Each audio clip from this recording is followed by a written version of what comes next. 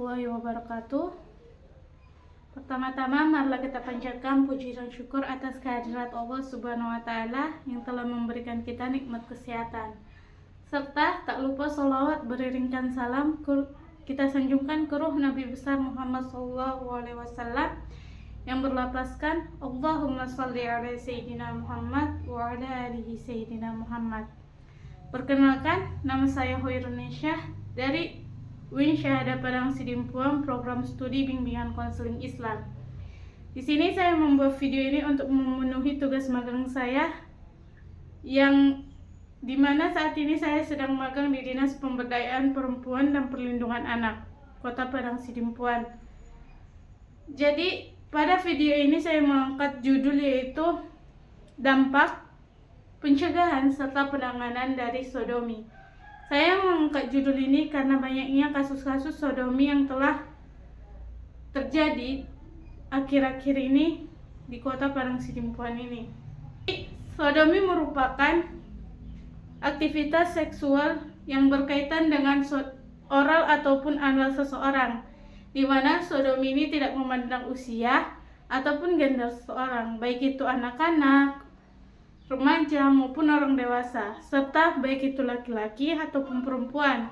Bahkan sodomi dapat juga terjadi antara sesama jenis ataupun laki-laki dengan laki-laki. Ada beberapa dampak dari sodomi ini, baik itu secara psikologis, fisik maupun sosialnya. Yang pertama yaitu melalui fisik. Dampak dari sodomi terhadap fisik seseorang yaitu kemungkinan akan terjangkit penyakit HIV atau AIDS, dan mungkin juga terjangkit penyakit sifilis, gonore, serta adanya infeksi pada alat genitalnya. Yang berikutnya itu secara psikologis. Korban dari sodomi mungkin akan mengalami kecemasan, depresi, PTSD, dan mengalami kurangnya kepercayaan diri, serta emosi yang mungkin tidak akan terkontrol akibat dari apa yang telah ia rasakan sebelumnya ataupun trauma yang telah ia alami akibat sodomi tersebut. Dampak lain dari sodomi yaitu secara sosial. Baik pelaku ataupun korban mungkin akan mengalami diskriminasi sosial, di mana orang akan mengisolasi mereka, sehingga mereka akan kesulitan untuk membangun hubungan ke depannya, baik menemukan pekerjaan, bergaul dengan orang sekitarnya, di sekolahnya, ataupun berhubungan dengan orang-orang di sekitarnya. Ada beberapa pencegahan yang dapat dilakukan untuk mencegah terjadinya perilaku sodomi ini. Beberapa di antaranya yaitu yang pertama, pendidikan seksual sejak dini.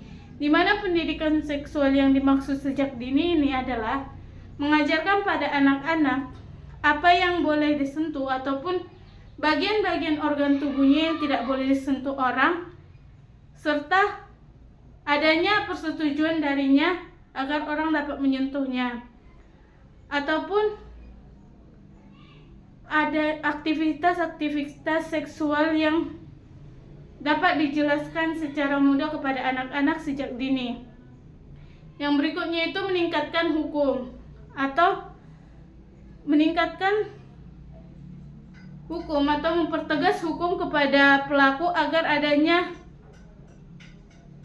rasa jera agar tidak terulang kembalinya perilakunya terhadap sodomi.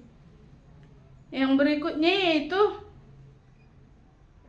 sosialisasi kepada masyarakat untuk meningkatkan kesadaran masyarakat akan bahayanya terjadinya sodomi di sekitarnya. Yang berikutnya yaitu penanganan, di mana ada beberapa cara untuk menangani kasus sodomi tersebut. Yang pertama yaitu layanan dukungan korban, di mana di sini layanan dukungan korban yang dimaksud adalah adanya suatu instansi yang mendukung secara penuh korban, baik secara psikologis, mental, emosional, serta fisiknya, agar ia tidak merasa rendah diri ataupun kehilangan kepercayaan dirinya akibat sodomi tersebut.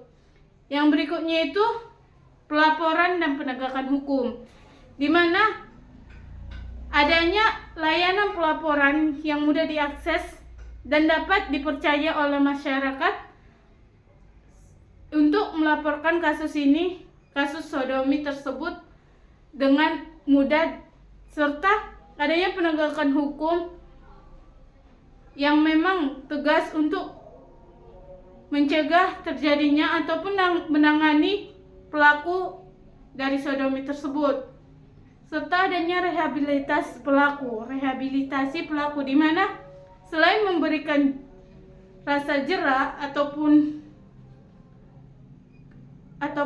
hukuman sanksi kepada pelaku, ada baiknya juga dilakukan rehabilitasi terhadap perlakuan ini agar ia tidak ada rasa ingin melakukan kembali perilaku sodomi tersebut. Mungkin cukup sekian yang dapat saya sampaikan. Jika ada kata-kata yang salah, saya mohon maaf. Kepada Allah saya mohon ampun. Wabillahi taufiq wal hidayah. Wassalamualaikum warahmatullahi wabarakatuh.